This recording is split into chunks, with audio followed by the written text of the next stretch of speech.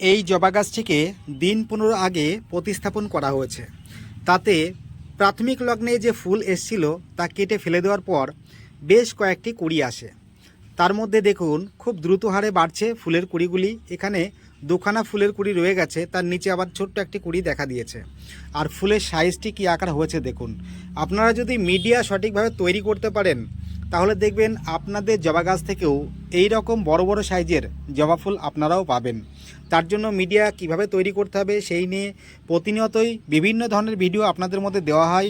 তবে বলে রাখি, চারা গাছ যখন বসাবেন তখন শিংকুচি বা হাড়ের গুঁড়ো অতি বেশি মাত্রায় ব্যবহার করতে যাবেন না।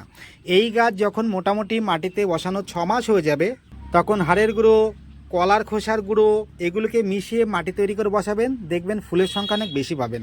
আর সেই সঙ্গে পটাশিয়াম নাইট্রেট 10 দিন বা 12 দিন অন্তর অন্তর 1 লিটার জলে 3 গ্রাম অনুপাতে মিশিয়ে এরকম ছোট সাইজের গাছের জন্য পাতায় স্প্রে করে রাখবেন সন্ধ্যাকালীন সময়ে।